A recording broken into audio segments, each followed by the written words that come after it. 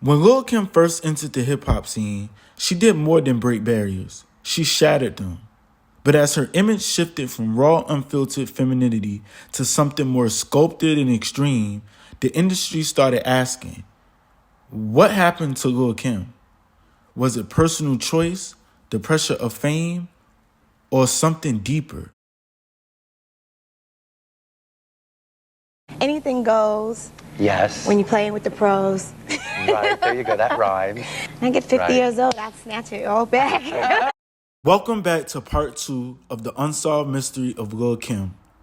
In the last video, we discussed Lil Kim's rise as a hip-hop icon and fashion trailblazer, and how her dramatic transformation over the years left many questions unanswered. Now today, we're digging deeper into the role Donatella Versace may have played and unraveling a revealing insight from someone who was there from the beginning. Now let's get it.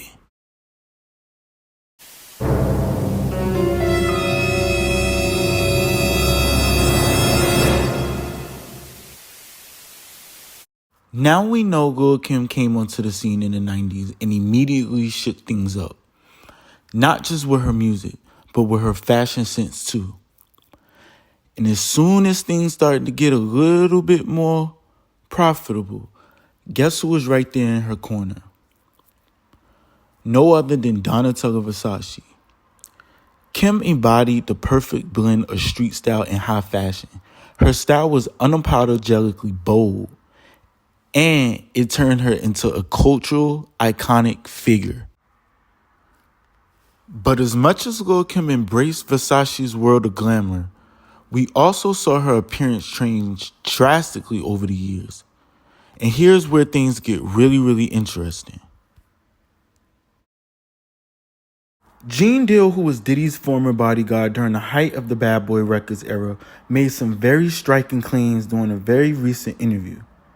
When asked about Lil Kim, Gene said something that shook waves through my mind. He said Lil Kim let those people ruin her. But when he was pressed on who those people were, he didn't just point out doctors. He named Donatella Versace herself. Now, some might be wondering, why should we take Gene Deal so seriously? Well, here's the thing. Gene wasn't just a bystander in Lil Kim's early career. He was there during the most crucial moments of her rise. Working closely with Bad Boy Records, Gene had a front row seat to what was happening behind the scenes. So when he makes a statement like this, it holds mad weight. So, like you said, she got connected with Donatella. So you think Donatella talked her into that, or just kind of introduced her to? You know, they always saying, like, you know how people is who fuck themselves up and be like, yo, you're like, yo, I was thinking about getting some plastic surgery. Oh, here, go ahead. Ah, gotcha. Gene's perspective adds a new layer to this mystery. It suggests that Lil Kim's transformation wasn't just influenced by the pressures of the music industry, but also by the high fashion world, particularly the world of Donatella Versace. It's beautiful. And then we have like some other things from Versace. I love you, Donatella. She hooks me up all the time. During the late 90s and early 2000s, Donatella Versace emerged as a dominant force in fashion. Her designs exuded glamour, luxury, and boldness, qualities that align perfectly with Lil Kim's persona. As Lil Kim's image transformed, Donatella's influence on her aesthetic and even her beauty choices seemed undeniable. Donatella took over the Versace empire in 1997 following the tragic and mysterious death of her brother, Gianni Versace. Gianni was a visionary who championed diversity and liberation within the fashion industry. His designs celebrated individuality, embraced inclusion, and defied societal norms, an ethos that challenged the industry's exclusivity. Now, however, after his death, the fashion industry entered a dramatic shift, one that I refer to as the whiteout era. In this era, which began around 1997 to 1998, the diversity and inclusivity that defined much of the 1990s were replaced by a new wave of aesthetics. Hyper-glamorized, Eurocentric, and unattainably polished. Black and ethnic models once prominent on runways began to disappear, replaced by a homogenized vision of beauty. Donatella's Versace, with its unapologetically glamorous direction, was at the forefront of this shift. Her first collection at Versace Atelier debuted in 1998, receiving widespread acclaim and solidifying her status as a new face of the label. This shift in the fashion industry didn't happen in isolation. It trickled down into pop culture and hip-hop with no exception. Lil Kim was deeply embedded in the high fashion world, became the poster child of this new era. Her transformation in both style and physical appearance seemed to parallel the broader changes in the fashion industry. Who made this? Versace. So through my research, what I found extremely intriguing to consider was the timeline between Gianni Versace's death in 1997, which marked the end of an era of inclusiveness and the start of a more exclusive Eurocentric vision in the fashion industry. This new aesthetic, embodied by Donatella Versace, spread throughout not just the runways, but also in hip-hop culture. The early 2000s were defined by glamour, flashiness, and the hyper-focus on body image, all which influenced Lil Kim's evolving persona. So, here's the question. Could Gianni's untimely passing and the subsequent rise of this new era in the fashion industry somehow be connected? It's worth considering how the industry's sudden pivot towards exclusiveness may have set the stage for the cultural and aesthetic changes we saw in the early 2000s. And clearly, Lil Kim was caught in the middle of it. But once you finally piece things together, you start to realize that Lil Kim's image evolved, but so did Donatella's own appearance. Donatella herself underwent significant amounts of facial changes, leading some to wonder, could Lil Kim have been influenced by the same beauty standards Donatella represented? A world where plastic surgery wasn't just accepted, but almost a requirement. Now, I gotta point this out. I came across footage from the 1998 Versus Versace show featuring Lil Kim, Donatella, Bobby Brown, and Whitney Houston. What caught my attention was Lil Kim complimenting Donatella, only for Donatella to brush her off. Kim's body language shifted immediately. She walked away as if she didn't want to bother her any further. Now, some might say I'm reaching, but to me, this moment speaks volumes. Could it be that Donatella wasn't fully accepting of the early Lil Kim before surgery?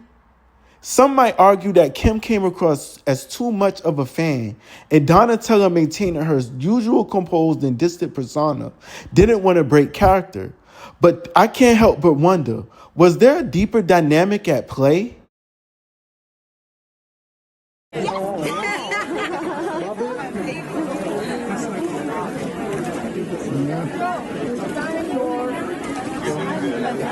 I'm behind you.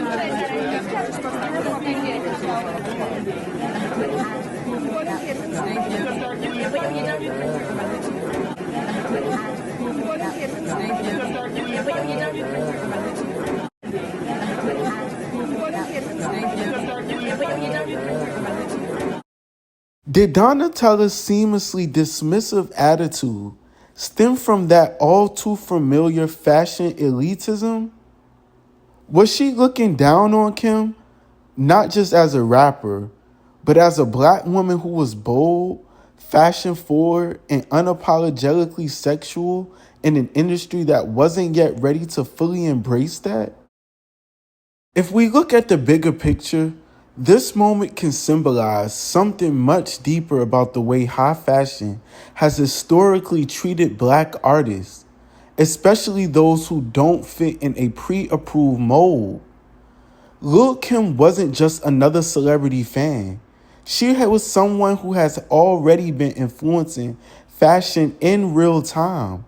Yet, in that moment, it seemed as if she wasn't being embraced as an equal, but rather kept at a distance. Could this have been a reflection of the fashion industry's reluctance to fully embrace black creatives on their own terms? And if so, did Lil Kim recognize this dynamic early on? Could that have played a role in her transformation over these years, consciously or unconsciously, shaping her choices to align more with the industry's beauty standards in order to be fully accepted? It's something to think about, especially when we consider how fashion, beauty, and race have long been intertwined in ways that aren't always openly acknowledged.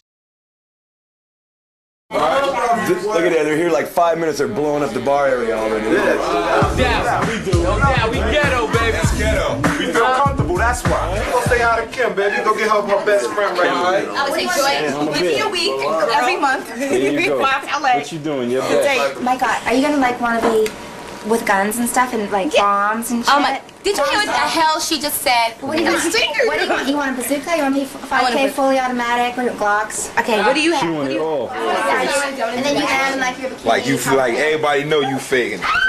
No more telling me.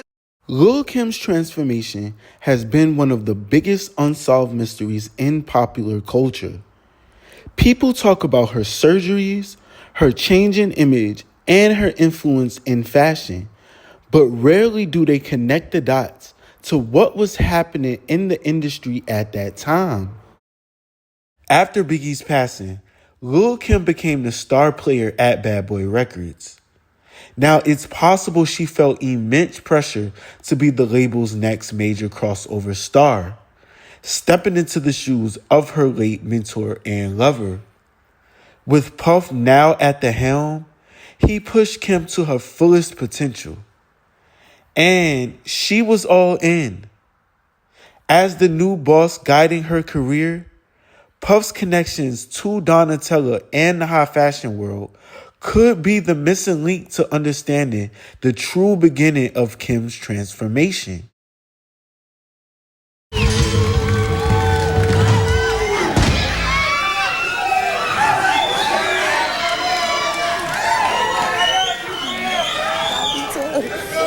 I love you too. How are you? I'm fine. Yeah. I want to know, how'd you guys hook up? How'd you guys meet?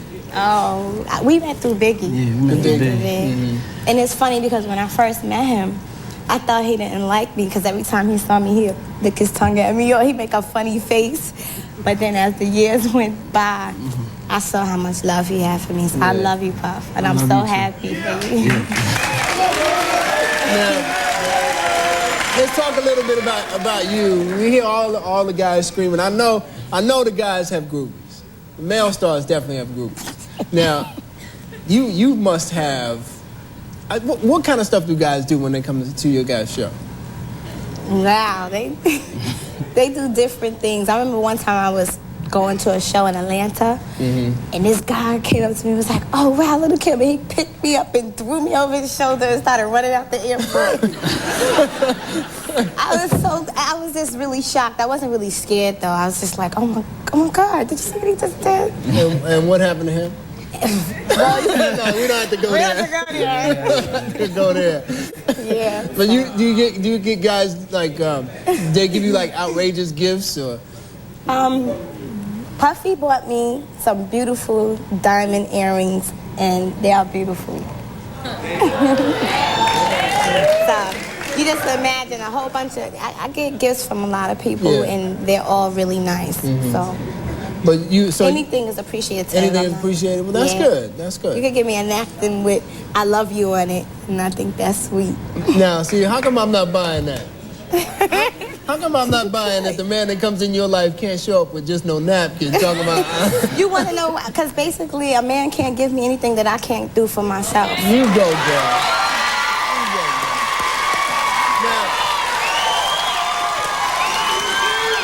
You guys spoke about Biggie a moment ago. It's been almost a year, right? Mm-hmm. Since his death. And I know you're putting together a special. Yeah. Correct? Yeah. With Puff's influence and the growing presence of high fashion and hip hop, Kim found herself at the center of a cultural shift. She was no longer just a rapper.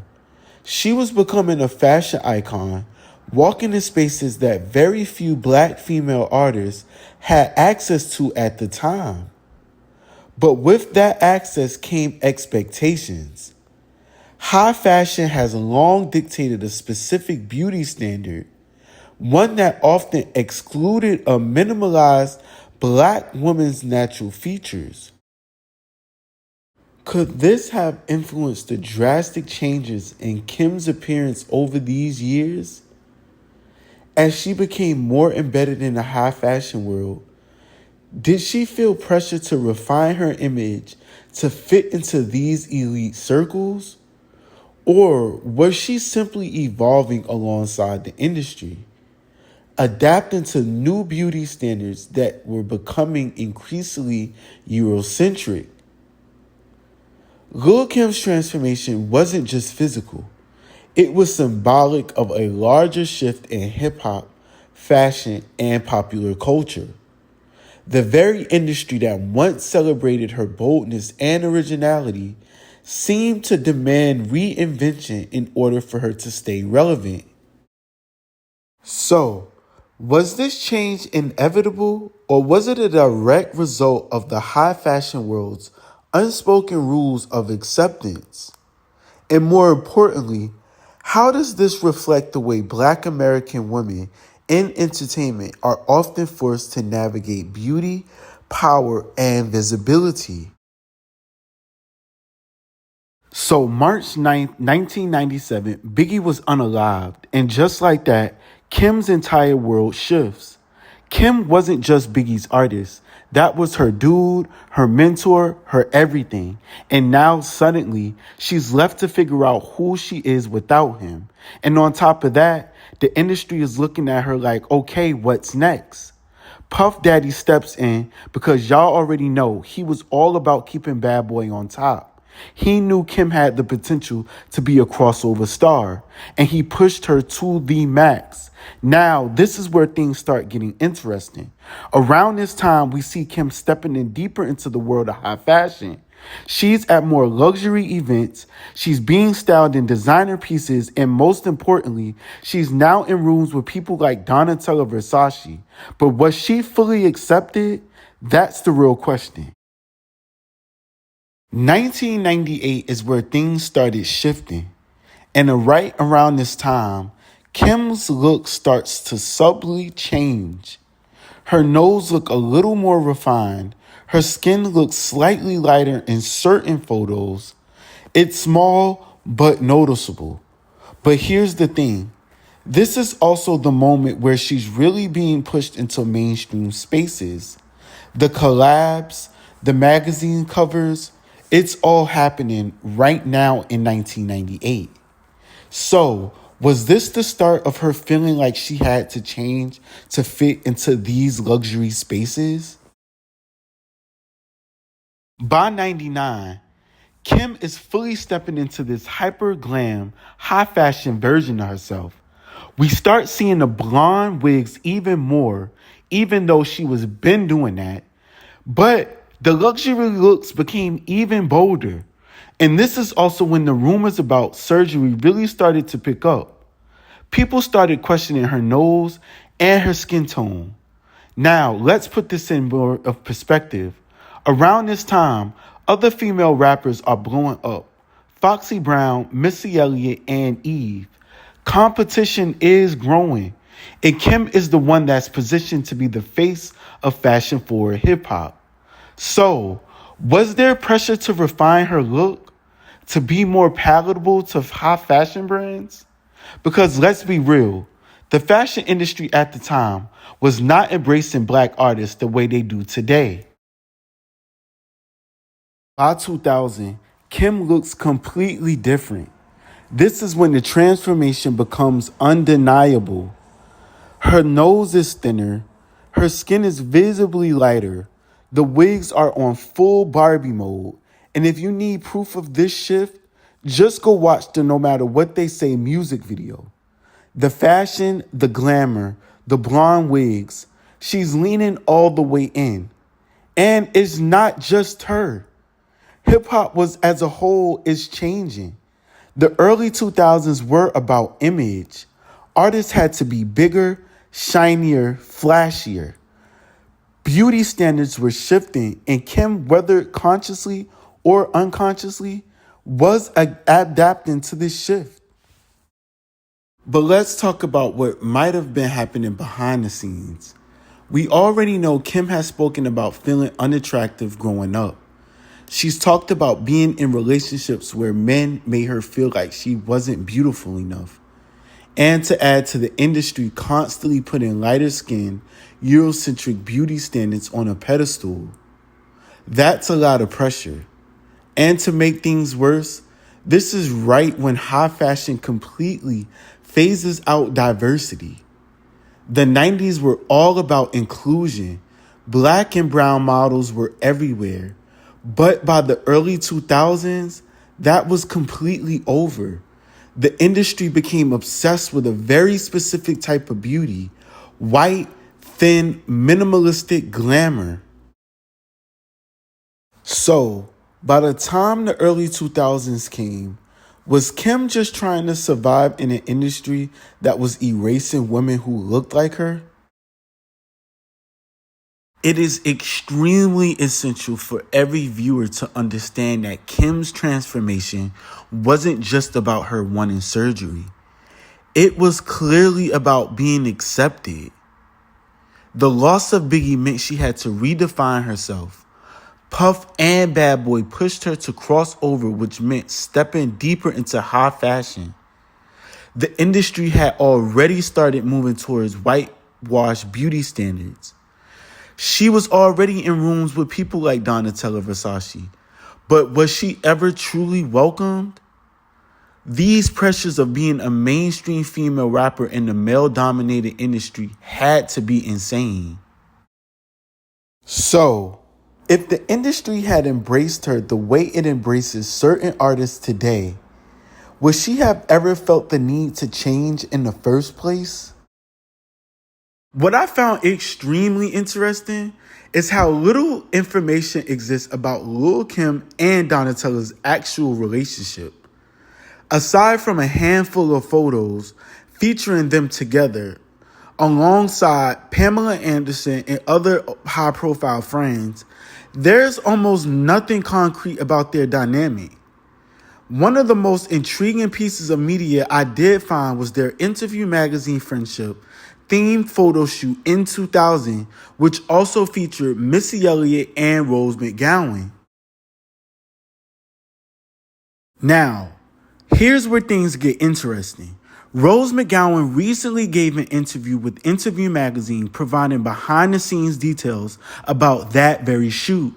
She admitted that she felt completely out of place, like she didn't really belong there. She even mentioned that Donatella made her feel uncomfortable and unwelcomed, almost as if she was being targeted. Apparently, Donatella kept making her remove garments she wanted to wear, which made her uneasy. Now, why does this matter? Because if Rose McGowan, a well-known actress and industry insider at that time, felt like an outsider, that tells me Kim and Donatella had to be much closer than we realized. If so, this wasn't just about Kim's personal choices.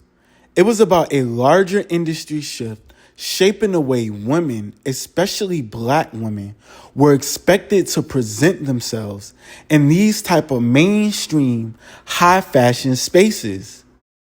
And again, I cannot ignore the fact that Donatella Versace herself underwent extreme facial plastic surgery, just like Lil Kim did. Yet, for some reason, pop culture never really made that connection. How is it that two women, deeply connected through fashion and status, both went through drastic facial transformations around the same time, yet no one questions whether these changes might be linked? Was this simply a coincidence, or was there a deeper influence at play? Think about it. Kim was fully immersed in the high fashion world, constantly surrounded by designers, models, and industry elites who upheld very specific beauty standards. And who was all in the center of that world? Donatella. Could Kim, eager to solidify her place in the luxury fashion space, have been directly influenced by Donatella's own evolving look? Or was Donatella reinforcing an unspoken industry expectation, one that even she couldn't escape? This raises an even bigger question. Was Kim's transformation truly her own choice, or was she subconsciously conforming to a beauty ideal dictated by the very world she was fighting to belong to? My thing is, what if we've been looking at Lil Kim's story wrong all these years? Instead of treating her transformation as an isolated case of insecurity, what if it was a reflection of the pressures Black women face in mainstream media and in high fashion spaces? Pressure is so strong that even one of the most confident, trend-setting rappers of her era felt the need to reshape herself, both literally and figuratively, to fit in.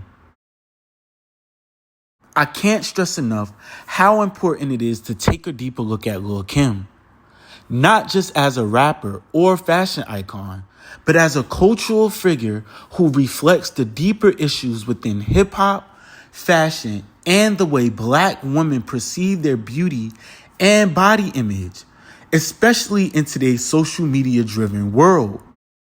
Now, Lil Kim didn't just influence fashion. She redefined it. She shattered boundaries, set trends, and became the blueprint for how hip-hop and high fashion intersect. Yet, despite her impact, she remains one of the most scrutinized figures in popular culture. Her story has too often been reduced to speculation, jokes, and memes, rather than receiving the respect and analysis her story truly deserves. This isn't just about Lil Kim. It's about understanding why she went through what she did and what that says about the larger forces at play in the fashion and entertainment industries. It's about shifting the narrative to uplift Black women, encouraging them to embrace their natural beauty, and recognizing the role that Black men play in supporting and celebrating that authenticity. My name is DJ Selby, founder, creative director, and producer of Cloud Negative 9, a hip-hop fashion channel dedicated to uncovering the unspoken contributions of Black Americans to the global fashion industry. It's clear we stop picking apart Black fashion figures and start fundamentally understanding their experiences and legacies. So if you're passionate about hip-hop fashion stories just like this one, support the channel by subscribing, liking, and sharing to your friends and family.